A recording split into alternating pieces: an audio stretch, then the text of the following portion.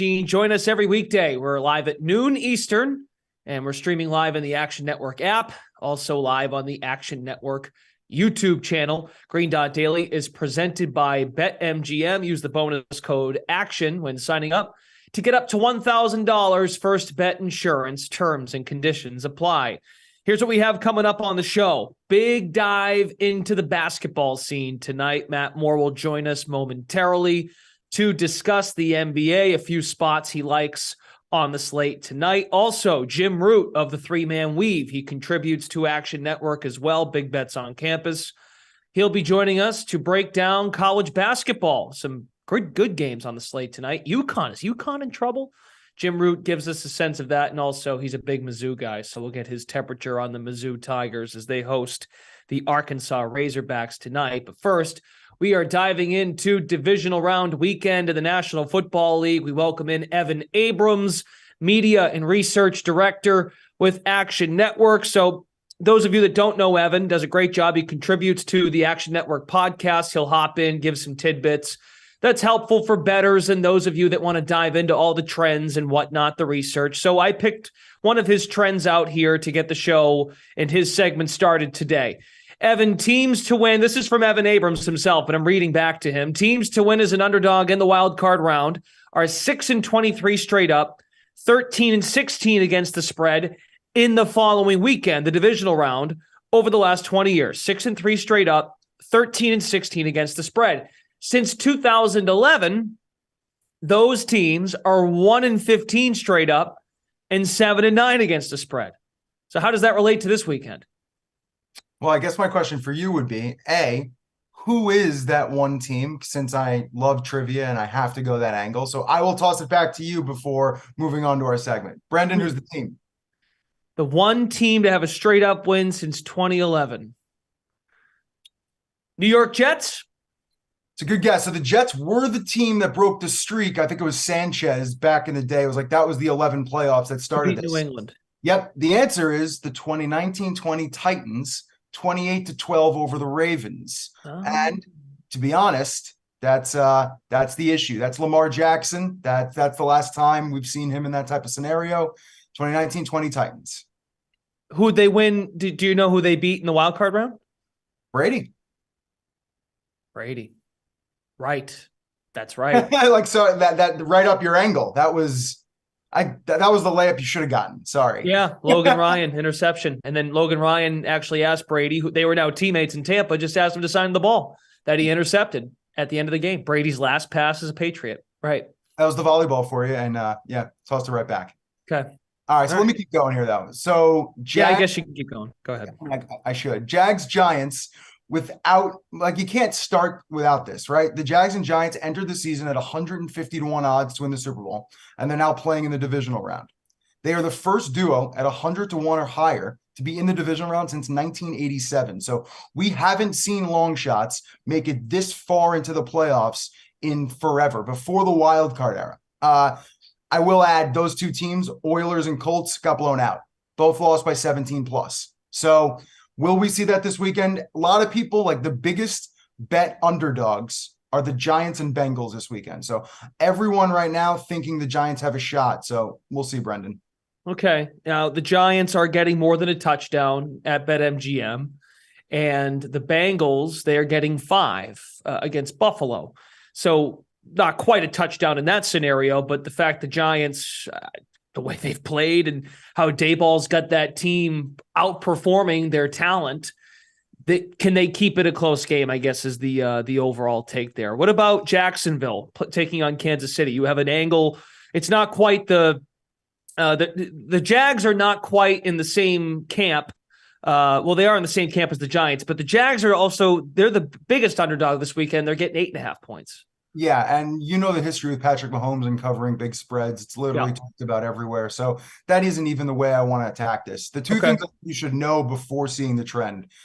Peterson, 5-1 straight up, 6-0 against the spread as an underdog in the playoffs. It was talked about last week, obviously down 27, 21 points, comes back and continues the streak. The other one that's fun, Chiefs favored in 14 straight playoff games, which is a Super Bowl record. So continuing the trend there. The last time they were a dog, just a fun one for you, Alex Smith against Brady long time ago. So, but looking at the trend this week, road teams that missed the playoffs last year are actually 26-12 against the spread in the divisional round over the last 20 years. The thing I find interesting with that is every other round but the divisional round, 36-39-1 against the spread. So there's something with these road teams coming off of wins in the previous week, a little momentum, and the fact that these other teams on those 13 to 14 day rests, you tend to find some value. So everyone's talking about it, but it is true. Those are some angles. And also, I'll add, when those road teams, not double-digit dogs. So like when you're moving the line down and they're actually seeing some chance of winning and covering, 22-9. So thoughts, concerns, issues, your face kind of says it all, but I need to know what you're thinking. What I'm curious about that trend where they're 26-12 against the spread in the divisional round, road teams that missed the playoffs last year. Which of those teams, I'm fascinated, would be who changed? Did the coach change? Did the quarterback change? Well, for Jacksonville, their coach changed, and that seemed to have changed a lot of things for that culture and how they're bought in. Giants, coach changed. And I know that happens all the time in the NFL, where plenty of teams that made the playoffs, it flips the following year, and almost half the field doesn't get in the following season. So that's something that comes to mind for sure. But yeah, I mean, look, Evan, when you come on here and dish out the data like that, I'm just processing. So, I mean, the thing I got to say is this: every network, every person, everywhere I'm listening to, and I try to listen to a lot, everyone keeps saying, let's just tease down the Chiefs. It's going to be, it's just, let's just add the leg. Okay. Let's forget about everything else. Not every year it tends to work. So we'll see. Look, and that's a great, that's the second thing. But I was so obsessed with my first thing that I forgot my second thing. And that is, and we're going to get to this with Brandon Anderson later in the show as well, but teaser protection, right? That has to be something that's kept in mind here with this Kansas City Jacksonville line, because as we talked about, I talked about it yesterday a bit, or I talked about it Monday night after the game, Dallas and Tampa, with all the money, all this cash coming in and all the tickets on Jacksonville, the line hasn't moved. It's still at 8.5. So I'm wondering if that's something to keep in mind, or there's some sort of teaser protection going on as well. 100%. They'll never move it out of that 7.5 to 9.5 range, in my opinion. There's just no point. They're going to get it both ways, and the teasers will kill you. So they may as well keep it in that range and hope, Chiefs by 1, Chiefs by 2, right? Mm-hmm. So we'll see. Yep. So that's why I'm wondering if this even has a chance, a sniff to get to 7.5. Part of me thinks it's just going to stay right where it is. Maybe it gets to 9 and goes the other direction. Probably not. Okay. Talk to me about Daniel Jones being an assassin on the road as an underdog. The road dog, Daniel Jones, as I like to call him for any wrestling fans out there. But 18-7 against the spread on the road, 27-15 against the spread as an underdog, 17-5 against the spread as a road underdog. And I'll use that last one as the key example. 254 quarterbacks have been a road dog in our Bet Labs database over the last 20 years. Daniel Jones is the 5th best of those 254 quarterbacks. So he's produced, he's shown up, and he's getting 7.5 again. And the one thing I will add, a bit of a market note here, the most popular bet, tickets and handle, and this is looking kind of across the board at a few books and our data, it's the over in this game. 46.5, now up to 48, 48.5. People are kind of seeing what they like, and it's raising.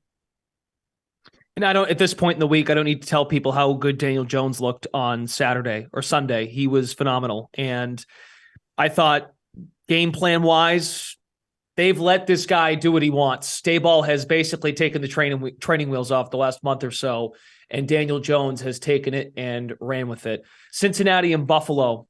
Joe Burrow, we've talked about the Bengals now since this time last year. They have been the best team in the National Football League covering spreads, 20-5 since this time last year. They made their run, started slow, and by slow, I mean the first 2 weeks of the season. The Bengals, everyone's panicking. Oh, no. Wait, no. Just give it a couple weeks for this offensive line to figure it out. But now here we are again, despite their tweaks, despite their additions, despite coaching up a new group of guys on that offensive line, Evan, Their O-line's banged up again. So what are our numbers tell us here on Cincinnati and Buffalo and what to make of the Bengals? Despite being a covering machine, they've got concerns. Yeah, as a bettor and a content creator, I would have really liked them to cover those last two games, which they failed to cover by a half point. So the streak would have been in like 9 or 10, and they would have been like 20-3. But we take it for what it is, but it's also really impressive. The thing you have to look at with Burrow, he's now over a 3-point dog. So in that spot, he's 13-2 against the spread in the NFL. And if you want to have a little fun, he was actually 5-1 against the spread in that spot at LSU. So wow. 18-3 against the spread when he's getting 3 points or more in his NFL career. But you really just hit on it. And it's probably the biggest issue and the thing being talked about all week, which is the offensive line issues. If you look at the top 5 linemen that have blocked Burrow this year, number 3, 4, and 5 are all injured. Williams, Kappa, and Collins. So, like you said, consistency and what we see out of Buffalo's pass rush is probably going to be the difference here. And Buffalo has not been the same without Von Miller. The way I looked at it was Football Outsiders. They were 5th against the pass. Now they're 15th. So things have changed and they're more middle of the pack. And you saw it. Skyler was able to get some time, able to get it downfield, and you probably can't allow that to happen with Joe Cool. Okay. Good notes. And then we'll move on to Dallas and San Francisco. The Niners have won 11 straight games entering this round. What do we need to know for Dallas, San Francisco? Are the Cowboys, this is what I'm hearing a lot too this week, are the Cowboys suddenly becoming overrated again? So this is really unique. And we talked about this last week on the show. Again, those teams winning 10 straight games entering the playoffs. They were 2-13 against the spread. Niners, forget it. Trend over. Now 3-13. But I said to myself, all right, well, let's take a look. Let's see what happens later in the playoffs. Divisional round or later, 1-13 against the spread in that spot, winning 10 plus. So as you move later, it gets tougher. The line gets sharper. And we're seeing it this week. They're laying again against a hot Dallas team. So will San Francisco buck the trend? Will it keep going? That is probably the less interesting part. To me, this is the most fascinating thing I could possibly find. It's the ultimate disadvantage for the Cowboys. So the Cowboys are actually playing their 4th consecutive road game this weekend. Over the last 20 years, only 2 other teams have entered a playoff game on 4 consecutive road games, and both teams lost. And they basically scored like 10.5, 11 points like on average between the two teams. So scoring was down and they both lost the game. And I'll add, this is the last thing.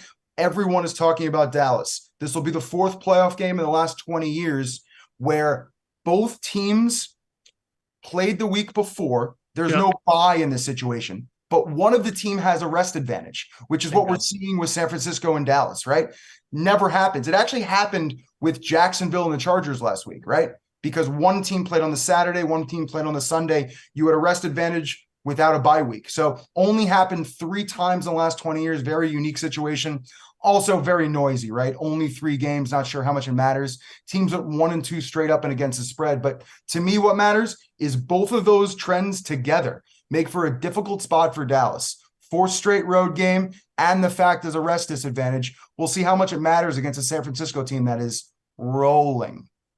And just for clarity, this would be those teams that you referenced, so the 15-16 Steelers, the 9-10 Ravens, that was, meaning divisional round weekend, was their 4th straight road game.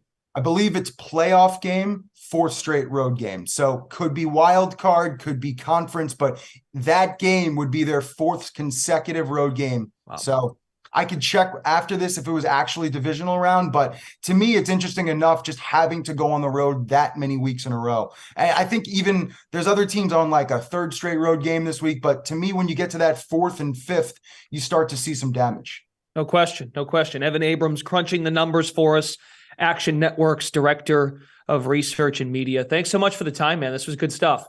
Enjoy the day, babe. Okay, let's go to Brandon Anderson. He's got thoughts on Jacksonville and Kansas City. So if you're like me, you look at these games, and here we have the 4 best teams in football. They're the home teams, right? We got the Eagles and the Niners. We got the Bills. We got the Chiefs, 2 of them off a bye. Most years until the last couple of years, all of them off a bye, right? They'd all just have been resting. Right. And so all of your instinct screams, all right, Eagles roll, Chiefs roll. These are easy. We know who's good. They're just going to take care of business. And all the numbers in Bet Labs tell us that the exact opposite is what happens. Here are a couple numbers for you.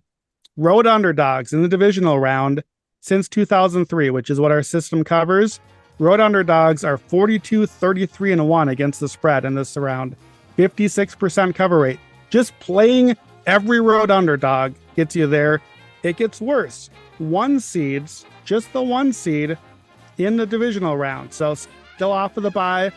13, 25, and 1 against the spread. 34% cover rate.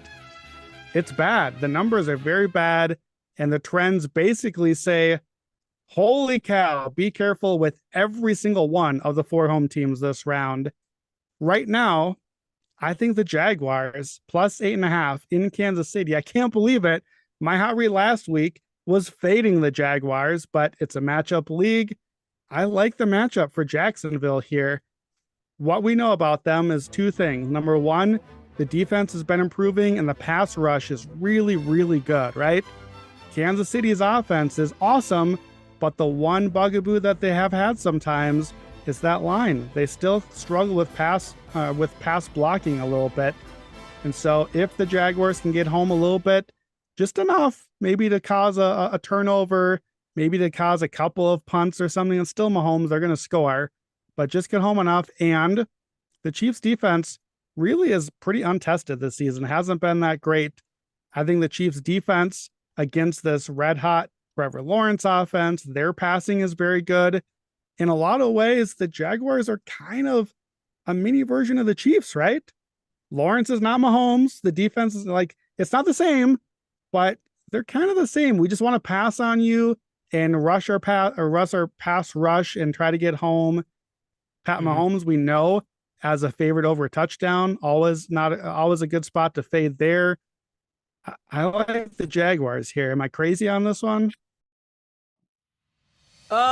Look, we talked about that on the podcast earlier in the week, Brandon. I sometimes do think you're crazy, but time will tell, and we'll find out if the line even moves, as we discussed with Evan. But you hang tight, pal, all right? And then I'll come back to you if I think you're crazy. What's not crazy is this market report. Maybe it is a bit. Dallas is a significant favorite in terms of the money and the bets. Folks think this is a slam dunk to take the Dallas Mavericks minus 2.5 home against the Atlanta Hawks. Folks like the under in this game as well at 234. Pacers Thunder. Wow. Get up for that game, folks. Indiana's getting 4 on the road. Not too much money coming in on the Pacers. They're not too, they're about 500 on the road this season to the over and the under. Matt Moore is joining us now live on Green Dot Daily. Hi, Matt. How are you? Good to see your face and come on and talk some hoops. Want to start with the Mavs. The line is moving towards Dallas. Are you still interested? It's actually moving the other way, right? So it opened 3.5 last night. It's down to 2.5. I beg your pardon. Yes, you're correct. It's moving the other way. And despite the bets and money coming in on Dallas, it shows you the Sharps are very interested in taking the Hawks tonight. I am not. I will go ahead and take the public side here. This is a great spot to bet the Dallas Mavericks. Mavericks are 3-0 straight up, 2-1 against the spread versus Trae Young in Dallas. This is a motivation spot. The biggest edge in the NBA night to night is not injuries, it's motivation. Luka Doncic knows that the Atlanta Hawks traded the pick that would have been him to Dallas to take Trae Young. They know that. So this is a high motivation spot for him, which is why he's been killer against the Hawks when they've been in Dallas. The Mavs get up for these regular season games this season against high quality opponents. You want to fade the Mavs whenever they're big favorites versus lowly teams on a regular season league pass night, your random Tuesday versus a random team. But these type of games versus a higher profile opponent on national TV, these are the ones that Luka and the company get up for. Also, this is a huge thing here. Josh Green and Dorian Finney-Smith are coming back for the Mavs tonight. They haven't been able to play their type of defense without those guys. Josh Green has the highest differential on-off on any rotation player on the Mavericks. Josh Green is also not a player that's going to move the line at all. So, this should be moving towards Dallas inherently with the news that Josh Green's going to be available. So, it's a misread to not assume that the Mavs should be power rated higher because they're getting back Josh Green and their best defender in Dorian Finney-Smith. Plus, we got a Hawks letdown spot. They just had a huge game versus the Heat on Monday, national TV, the MLK Day slate. Got the big win, held off Jimmy Butler in the Heat, division rival. Now they're on the road, taking on Dallas. I love the Mavs here. I bet 3.5. Still feel fine about it, even the market move. You can get a better number right now. Mavs minus 2.5. Okay, Atlanta's won 5 of 7, 3 in a row. Like you mentioned, the Heat win on Monday. And this game tonight is nationally televised in Dallas. That's right, the trade. Wow. I mean, imagine that Luka in Atlanta. Imagine if that was the case. All right, what's your next spot? We talked about Thunder Pacers. This total's at 241.5. What's your thoughts on this game? Yeah, we're seeing the market adjust this back down now. There's these spots that are under 240. Any number you're going to get this at, I think you're going to be fine with the under here. This is a ridiculous number without Tyrese Halliburton playing for the Indianapolis Pacers. They do have Miles Turner back, so some of their numbers are actually kind of juiced from Turner being out because he's one of the best defensive players in the league. This is the first total that we've seen over 240 or anything close to it for OKC this season. This team does not have enough offensive firepower to put up the kind of numbers. This is a pace number because both these teams are top 5 in offensive pace length over at dunks and threes. They play fast. I'm not denying that, but the efficiency has to be there at a standard level in order to hit this high of a number. And it's not going to be there without Tyrese Halliburton for the Pacers and anyone for the Oklahoma City Thunder, including Shai Gilgeous-Alexander, as good as he is. Without Halliburton, the under is 3-2 for the Indianapolis Pacers. Pacers road games, you saw that in the graphic, 12-9 to the under. I like this spot a lot here. The Thunder home games tend to go over, but that's versus a much lower total. Their highest total in that range was 235. This is still significantly higher than this. This is playing the number and not necessarily the matchup. Anything close to 238, 240, anything in that range, the under's got to be where the value is. Okay, Matt Moore, great stuff. He's one of our very best at the NBA at Action Network, covers everything on the Buckets podcast. We can also find you tonight, 2 playoff teams, one in either conference. The NBA bet stream featuring who? It could be Cavs and the Grizzlies. Awesome game. I'm very excited for it. I'm still trying to figure out who I'm going to take at this game because it's going to be an absolutely phenomenal matchup. So even without Donovan Mitchell, likely it should be a great matchup. You can catch that on League Pass. Just go to the streams option for Cavs Grizzlies, and you'll be able to find the NBA bet stream where we're betting live. Exactly. The beauty of that is you don't have to make a choice yet because then people can tune in and then you can get people involved on the live side of things. So there you go. Matt Moore, thanks so much for joining us. We appreciate your time. Anytime, Brendan. On to college basketball on this Wednesday. A lot going on in the Big East today. UConn and Seton Hall, they meet to start the night at 6:30. You look later on in the night, Xavier DePaul. Xavier, a big road favorite, almost 9 points they're laying on the road. And then Providence Marquette, that's a good one to close out the night. Those teams always love getting together. Shaka, of course, a home favorite in this spot. You don't want to make that guy a home dog. Not a good idea. And then some good ones as well. TCU, West Virginia, Auburn, LSU. And then you've got one in the ACC, Virginia Tech and Virginia. They'll do battle in Charlottesville. We welcome in Jim Root, who is contributing to college basketball this year at Action Network. He's a member of the 3-Man Weave, and he's joining Green Dot Daily now. Okay, we'll keep this simple. What's wrong with UConn? They've lost 4 of 5, 2 straight. They look like a wagon. Not so much anymore. Yeah, they have fallen off. It's kind of shocking to see. They had risen to the top of every ranking, analytical, AP poll. They got up there, and now it seems like the guard play is catching up with them a little bit. They went for quantity in the transfer portal, brought in Aline from Virginia Tech, Calcaterra from San Diego, Newton from East Carolina, Diarra from Texas A&M. Like, hey, we've got a bunch of options. Something's going to stick. And it just hasn't worked out that well in league play. The familiarity has kind of caught up with them. None of those guys can really create their own shot. And I think that's given them some issues late in the shot clock when they can't feed their bigs. Man, it's been very disappointing. 21 turnovers at home to St. John's. What are you doing, UConn? They've gone from Big East favorite to seemingly a middle-of-the-road squad there. See if they can get back on track on the road tonight. Is there anything Sonogo can do to take his game from here to here to make up for the lack of guard play or consistency from the guard position?